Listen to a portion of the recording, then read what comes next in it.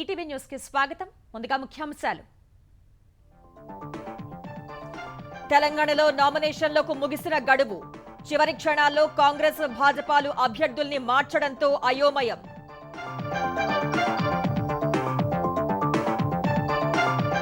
కామారెడ్డి సభలో BC declaration ప్రకటించిన Congress.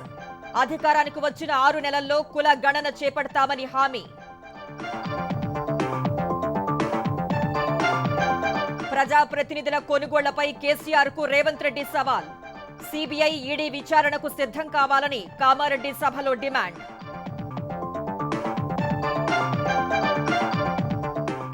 Congress declaration పై కేటీఆర్ ఘాటు విమర్శలు. బలహీన వర్గాలు మైనార్టీల మధ్య చిచ్చు పెట్టే ప్రయత్నం చేస్తోందని ఆక్షేపణ.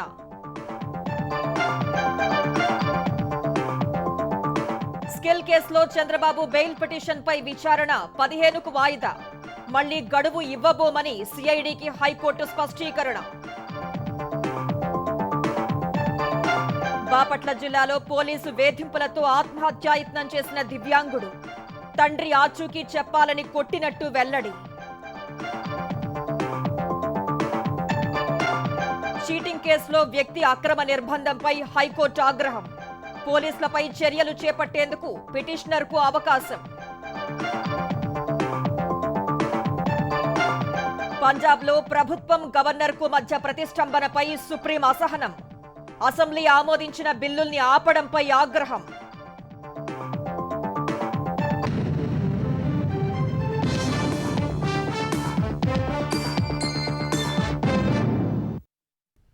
ప్రజాప్రతినిధుల కొనుగోళ్ల వ్యవహారంలో విచారణకు సిద్ధం కావాలని సీఎం కేసీఆర్ కు తెలంగాణ పీసీసీ అధ్యక్షుడు రేవంత్ రెడ్డి సవాల్ చేశారు. కేసీఆర్ ను ఓడించాలని తెలంగాణ ప్రజలు ఇప్పటికే నిర్ణయించుకున్నారని అన్నారు. కామారెడ్డిలో జరిగిన బీసీ గర్జన సభలో బీసీ డిక్లరేషన్ విడుదల చేసిన తర్వాత మాట్లాడిన రేవంత్ బీసీల్లో అన్ని కులాలకు లబ్ధి చేకూరేట్లు డిక్లరేషన్ రూపకల్పన చేసినట్లు వివరించారు. ఈ కార్యక్రమంలో పాల్గొన్న కర్ణాటక సీఎం సిద్ధరామయ్య తమ రాష్ట్రంలో 5 హామీలపై కేసీఆర్ విమర్శలను కొట్టిపారేశారు. బెంగళూరు వస్తే అన్ని వివరిస్తామని చెప్పారు.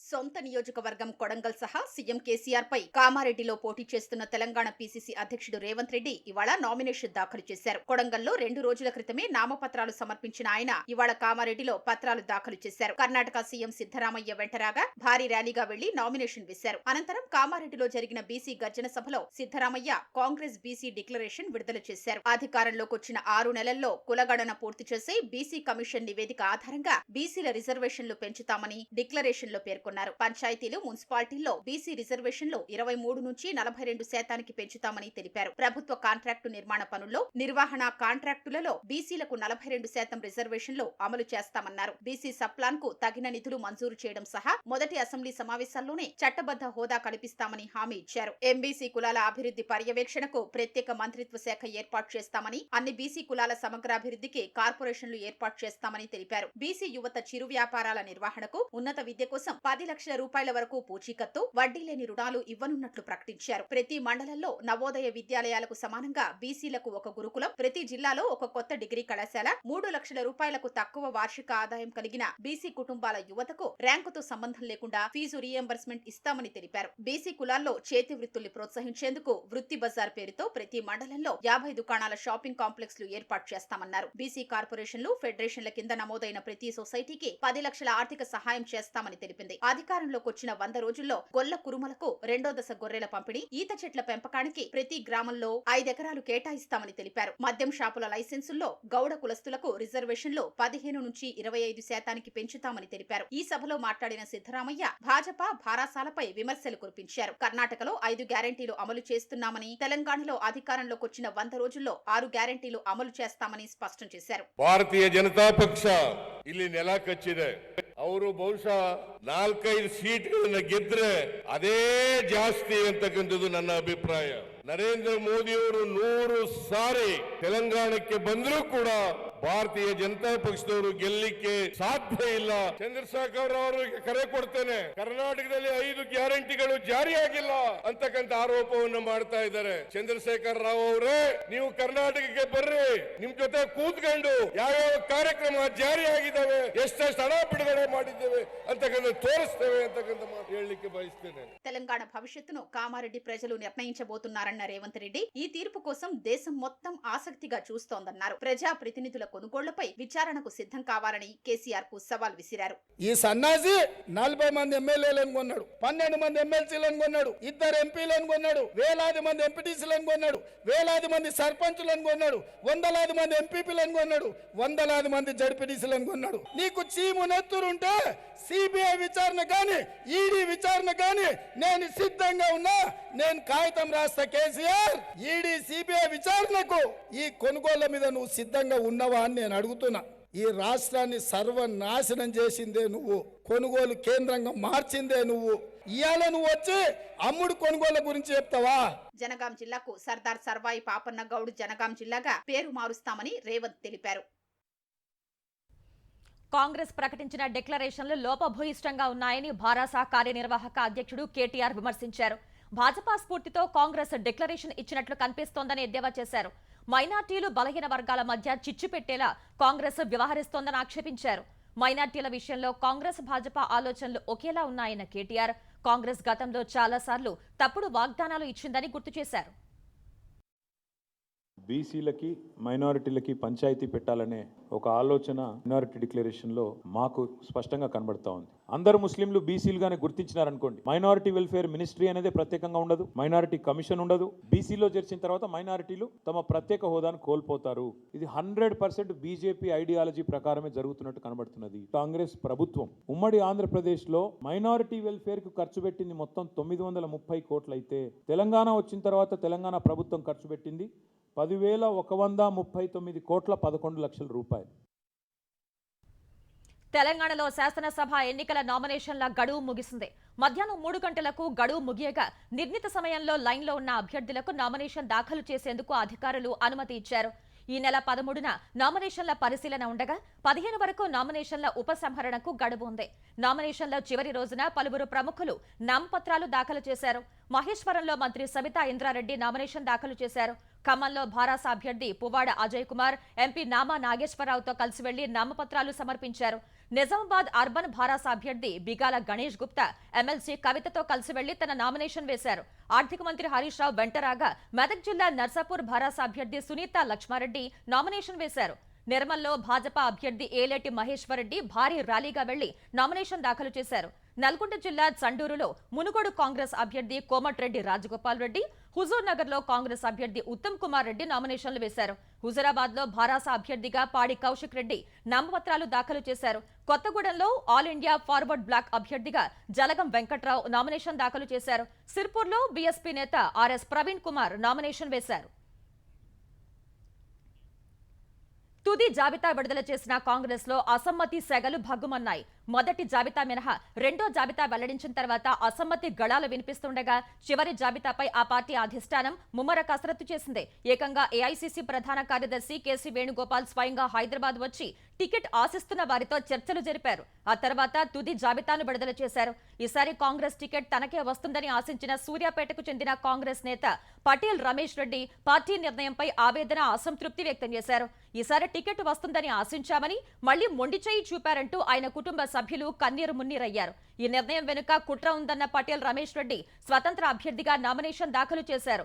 సూర్యాపేటలో భారీ ర్యాలీ నిర్వహించిన తర్వాత ఆయన రిటర్నింగ్ అధికారికి పత్రాలు సమర్పించారు. స్వతంత్ర అభ్యర్థిగా భారీ మెజారిటీతో గెలుస్తానని ఆయన ధీమా వ్యక్తం చేశారు. అటు పటాన్చెరు నియోజకవర్గం టికెట్ ను మొదట తనకు ప్రకటించి తర్వాత కాటా శ్రీనివాస్ గౌడ్ కు ఇవ్వడంతో ఆగ్రహించిన నీలం మధు ముదిరాజ్ కాంగ్రెస్ ను వీడారు. ఈ ఉదయం కాంగ్రెస్ ప్రాథమిక సభ్యత్వానికి రాజీనామా చేసిన మధు తర్వాత బీఎస్పీలో చేరారు. స్వతంత్ర అభ్యర్థిగా బరిలోకి దిగేందుకు ప్రచారం చేసుకుంటున్న తనను ఢిల్లీ పిలిపించుకుని పార్టీలో చేర్చుకున్న కాంగ్రెస్ నాయకులు ఇప్పుడు మోసం చేశారని మధు ఆరోపించారు.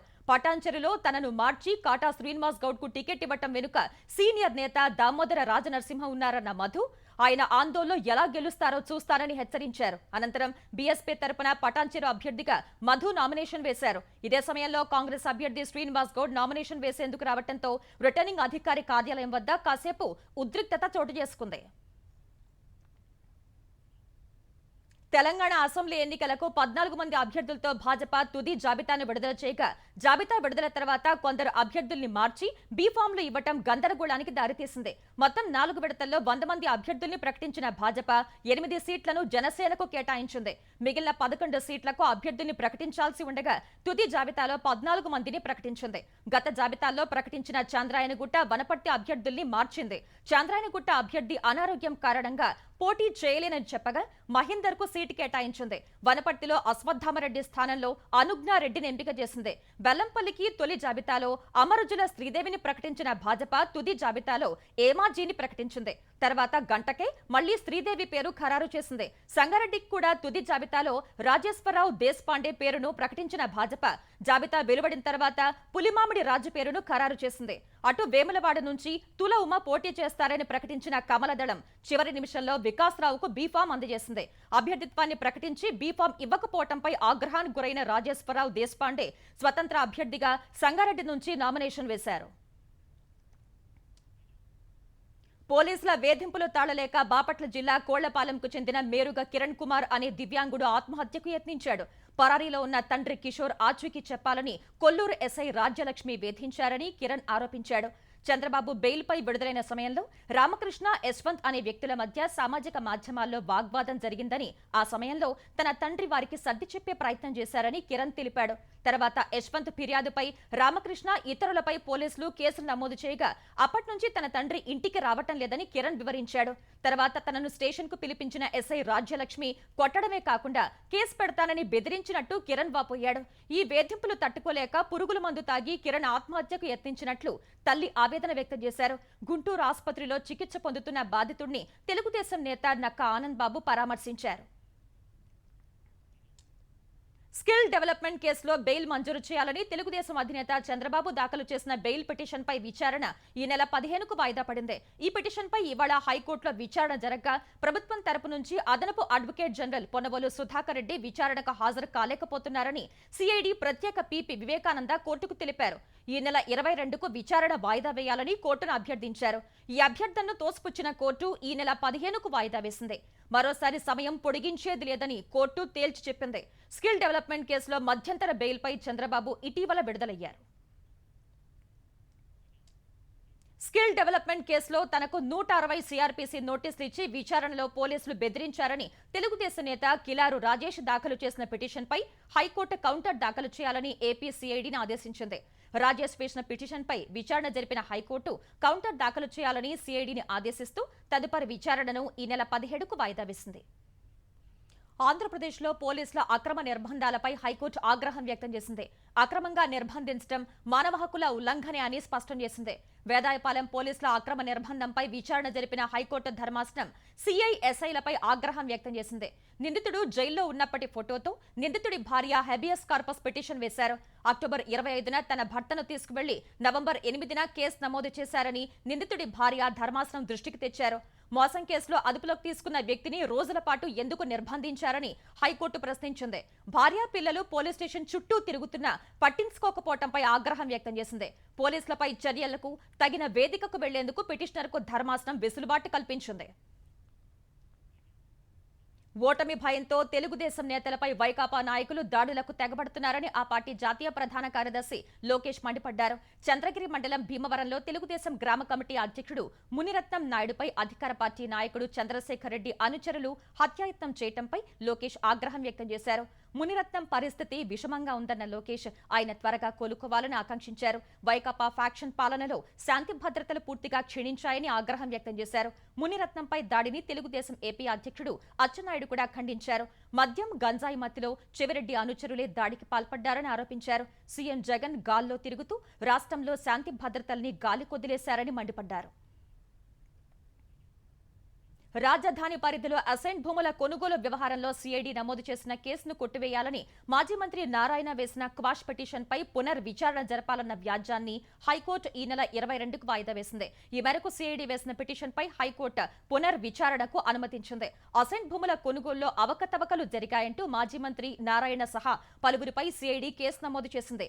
ఆ కేసును కొట్టివేయాలని నారాయణ వేసిన క్వాష్ పిటిషన్పై విచారణ జరిపిన కోర్టు తీర్పును రిజర్వ్ చేసింది. అయితే ఈ కేసులో తాజాగా మరో 4గురిని నిందితులుగా చేర్చామని, కేసును పూర్తి స్థాయిలో మళ్లీ విచారించాలని సిఐడి హైకోర్టులో పిటిషన్ వేసింది. ఈ వ్యాజ్యంపై విచారణ జరిపిన కోర్టు తదుపరి విచారణ ఈ నెల 22కు వాయిదా వేసింది. ఆంధ్రప్రదేశ్లో పేదల ఇళ్ల నిర్మాణాలను CM Jagan గాలికొదిలేశారని Telugu Desam polit bureau సభ్యుడు బోండా ఉమా మండిపడ్డారు. తెలుగుదేశం హయాంలో పేదల కోసం నిర్మించిన 3.13 లక్షల ఇళ్లను వైకాపా ప్రభుత్వం శిథిలావస్థకు తీసుకువచ్చిందని ఆవేదన వ్యక్తం చేశారు. గతంలో నిర్మించిన ఇళ్లను పక్కన పెట్టి పేదలకు ఇళ్ల పేరిట వేల కోట్ల రూపాయలు అవినీతి చేశారని ఆరోపించారు. హయాంలో కట్టినటువంటి ఇళ్లు 80% 90% పూర్తయినటువంటి ఇళ్లు కూడా ఈరోజు జగన్మోహన్ రెడ్డి పట్టించుకోకపోవటం వల్ల చెదలు పడతా ఉన్నాయి. వాళ్ళు వైసీపీ రంగులేసుకుని రాక్షసానందం పొందుతున్నారు తప్పితే ఎక్కడా టిట్కో ఇళ్ళని ఒక్క ఇల్లును కూడా పేదవాళ్ళకి మంజూరు చేసినటువంటి దాఖలా లేదు. పేదవాళ్ళకి ఇల్లు ఇచ్చిందేమో చంద్రబాబు గారి ప్రభుత్వం, పేదవాళ్ళ ఇంటి పట్టా పేరుతో ఇల్లు కట్టిస్తామన్న పేరుతో 7,000 కోట్లు అవినీతి చేసింది జగన్మోహన్ రెడ్డి ప్రభుత్వం.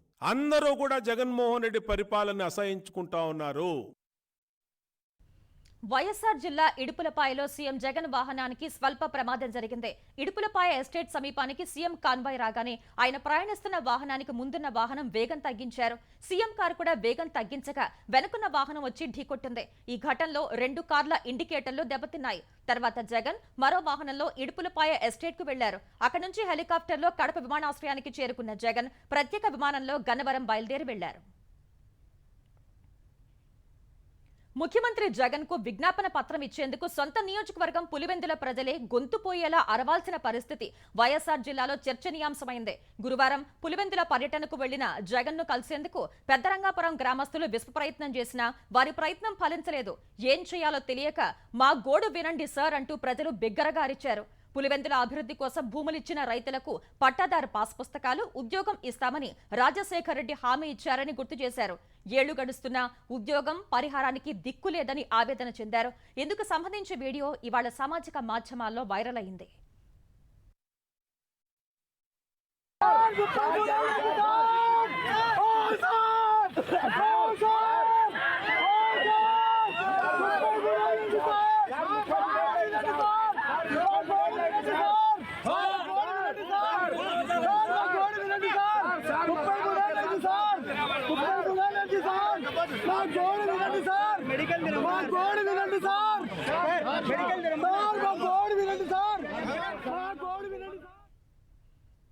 గోదావరి ఎగువ రాష్ట్రాలు ఉపయోగించుకొని నీటిని కావేరికి తరలించే ముసాయిదా ఒప్పందంపై అన్ని రాష్ట్రాలు సుముఖత వ్యక్తం చేశాయని నదుల అనుసంధానంపై కేంద్రం ఏర్పాటు చేసిన task force committee chairman Vedire Sriram తెలిపారు. హైదరాబాద్ జలసౌధలో నదుల అనుసంధానం టాస్క్ ఫోర్స్ కమిటీ సమావేశం జరిగింది. ఈ భేటీకి తెలంగాణ, ఆంధ్రప్రదేశ్, కర్ణాటక, తమిళనాడు, కేరళ సహా భాగస్వామ్య రాష్ట్రాల ప్రతినిధులు హాజరయ్యారు. గోదావరి నదిపై ఇచ్చంపల్లి నుంచి నీటిని నాగార్జున సాగర్, సోమశిల, గ్రాండ్ ఆనకట్ట ద్వారా కావేరి నదికి తరలించే అంశంపై చర్చించినట్లు శ్రీరామ్ తెలిపారు. వచ్చే 15-20 రోజుల్లో ఈ ప్రక్రియను మరింత ముందుకు తీసుకువెళ్తామని శ్రీరామ్ వెల్లడించారు. అన్యూటిలైజ్డ్ వాటర్స్ ఉంటాయో, అంటే యూటిలైజ్ చేయని నీళ్లు ఉంటాయో వాటిని యూజ్ చేసుకొని ఈ ప్రాజెక్ట్ లింక్ ప్రాజెక్ట్ చేయడం జరుగుతూ ఉంది. అన్ని రాష్ట్రాలు ఇంక్లూడింగ్ తెలంగాణ అండ్ ఆంధ్రప్రదేశ్ కూడా సుముఖత వ్యక్తం చేశారు. ముఖ్యంగా ఈ ఎంఓయూకి సంబంధించి కూడా వచ్చే నెల 15 రోజుల లోపునే ఎంఓయూ మొత్తం కూడా స్టడీ చేసి దాన్ని ముందుకు తీసుకొని వెళ్దామని అన్ని స్టేట్స్ కూడా చెప్పడం జరిగింది. ఇంచంపల్లి నుంచి నాగార్జున సాగర్ నుంచి సోమశిల నుంచి గ్రాండ్ అని ఇది పాయింట్స్. ఇంతకు ముందు ఏదైతే పాయింట్స్ డిఫైన్ చేశామో అదే పాయింట్స్ మీద అగ్రిమెంట్ చేసుకోవడం జరిగింది. యాదాద్రి కలెక్టరేట్లో కత్తిపోటు కలకలం సృష్టించింది. వ్యవసాయ విస్తరణ అధికారి ఏఈఓ మనోజ్ పై వ్యవసాయ అధికారి ఏఓ శిల్ప కత్తితో దాడి చేశారు. ఈ దాడిలో మనోజ్ మెడపై గాయాలయ్యాయి. వెంటనే మనోజ్ ను చికిత్స నిమిత్తం ఆసుపత్రికి తరలించారు. శిల్పను పోలీసులు అదుపులోకి తీసుకున్నారు. మనోజ్ ఆత్మకూరు మండల ఏఈఓగా పనిచేస్తున్నారు. అసెంబ్లీ ఆమోదించిన బిల్లుల విషయంలో పంజాబ్ ప్రభుత్వం గవర్నర్ మధ్య నెలకొన్న ప్రతిష్టంభనపై సుప్రీంకోర్టు అసహనం వ్యక్తం చేసింది. ఇది తీవ్రమైన అంశమని ఆగ్రహం వ్యక్తం చేసిన ధర్మాసనం పంజాబ్లో చోటు చేసుకుంటున్న పరిణామాల పట్ల అసంతృప్తి వెలిబుచ్చింది. మన దేశం కొన్ని నిశ్చితమైన సంప్రదాయాలు, సిద్ధాంతాలతో నడుస్తోందని పేర్కొన్న ధర్మాసనం పంజాబ్ వాటిని అనుసరించాలని సూచించింది. అసెంబ్లీ ఆమోదించిన బిల్లుల్ని గవర్నర్ తొక్కిపెట్టడం పట్ల ఆగ్రహం వ్యక్తం చేసిన సిజేఐ జస్టిస్ డివై చంద్రచూడ్ నేతృత్వంలోని ధర్మాసనం గవర్నర్ నిప్పుతో చెలగాటమాడుతున్నారని మండిపడింది. అసెంబ్లీ సమావేశాలు చట్టవిరుద్ధమని చెప్పే అధికారం గవర్నర్ కు ఎక్కడుందని నిలదీసింది. ప్రజాస్వామ్యం ముఖ్యమంత్రి, గవర్నర్ చేతుల మీదుగా నడవాలని పేర్కొంది. బడ్జెట్ సమావేశాలను ప్రొరోగ్ చేయకుండా వాయిదా వేయటం పట్ల పంజాబ్ ప్రభుత్వంపై కూడా అసంతృప్తి వ్యక్తం చేసింది. బిల్లులకు గవర్నర్ ఆమోదం తెలపకుండా అడ్డుకోవటంపై ఉత్తర్వులు జారీ చేస్తామని ప్రకటించింది. తమిళనాడు అసెంబ్లీ ఆమోదించిన బిల్లుల్ని ఆమోదించడంలో గవర్నర్ జాప్యం చేస్తుండటంపై సుప్రీంకోర్టు కేంద్ర ప్రభుత్వ వివరణ కోరింది. గవర్నర్ తీరుకు నిరసనగా తమిళనాడు ప్రభుత్వం దాఖలు చేసిన పిటిషన్పై విచారణ చేపట్టిన సుప్రీంకోర్టు ఈ విషయంలో అటార్నీ జనరల్ లేదా సొలిసిటర్ జనరల్ తమకు సహకారం అందించాలని కోరింది. అసెంబ్లీ ఆమోదించిన 12 బిల్లులు గవర్నర్ వద్ద పెండింగ్ లో ఉన్నాయని తమిళనాడు తరపు న్యాయవాది అభిషేక్ సింఘ్వి కోర్టుకు తెలిపారు. ఈ విషయంలో సుప్రీంకోర్టు జోక్యం చేసుకోవాలని కోరారు. రాజ్యాంగ పదవిలో ఉన్న గవర్నర్ తరచూ చట్టవిరుద్ధంగా వ్యవహరిస్తున్నారని ఆరోపించారు. అర్థం పర్థం లేని కారణాలతో ప్రభుత్వ పనికి అడ్డు తగులుతున్నారని విమర్శించారు. తమిళనాడు ప్రభుత్వ వాదనపై వివరణ ఇవ్వాలని కేంద్రాన్ని ఆదేశించిన సుప్రీంకోర్టు తదుపరి విచారణను ఈ నెల 20కి వాయిదా వేసింది. సుప్రీంకోర్టు ప్రాంగణంలో దివ్యాంగులు నిర్వహించే మిట్టీ కేఫ్ ను ప్రధాన న్యాయమూర్తి జస్టిస్ డివై చంద్రచూడ్ ప్రారంభించారు. మిట్టీ కేఫ్ పేరిట ఏర్పాటైన ఈ కేంద్రాన్ని సుప్రీంకోర్టు బార్ అసోసియేషన్ సభ్యులంతా ప్రోత్సహించాలని సూచించారు. ఈ కార్యక్రమానికి హాజరైన అటార్నీ జనరల్ ఆర్ వెంకటరమణి ఈ ప్రయత్నం గొప్ప మానవతకు చిహ్నమని పేర్కొన్నారు. దేశంలోని వివిధ ప్రాంతాల్లో 38 మిట్టీ కేఫ్లు నడుస్తున్నట్లు వెల్లడించిన సిజేఐ కరోనా సమయంలో వాటి ద్వారా 60 లక్షల భోజనాలను అందించినట్లు వివరించారు. సుప్రీంకోర్టులో న్యాయవాదులు, కక్షిదారుల కోసం ఇప్పటికే చాలా క్యాంటీన్లు, క్యాటరింగ్ విభాగాలు ఉన్నప్పటికీ దివ్యాంగుల్ని ప్రోత్సహించేందుకు మిట్టీ కేఫ్ ఏర్పాటు చేసినట్లు తెలుస్తోంది. ఒడిశాలోని ప్రముఖ పుణ్యక్షేత్రం పూరి జగన్నాథ స్వామి ఆలయంలో తొక్కిసలాట జరిగి 20 మంది భక్తులు గాయపడ్డారు. క్షతగాత్రుల్ని పూరి ప్రభుత్వాసుపత్రికి తరలించి చికిత్స అందిస్తున్నారు. స్వల్ప గాయాలైన వారిని ప్రాథమిక చికిత్స తర్వాత ఇళ్లకు పంపారు. ఈ ఘటనతో పూరి ఆలయంలో అదనపు సిబ్బందిని ఏర్పాటు చేశారు. ఒడిశా పంచాంగం ప్రకారం అక్కడ కార్తీక మాసం ప్రారంభం కాగా శుక్రవారం పురస్కరించుకుని జగన్నాథుడి దర్శనానికి పెద్ద సంఖ్యలో భక్తులు తరలివచ్చారు. ఈ క్రమంలోనే ఉదయం మంగళ ఆలటి నిర్వహించిన తర్వాత భక్తులు ఒక్కసారిగా లోపలికి వెళ్లేందుకు ప్రయత్నించారు. ఈ క్రమంలోనే ఆలయం మెట్లపై తొక్కిసలాట జరిగినట్టు అధికారులు తెలిపారు.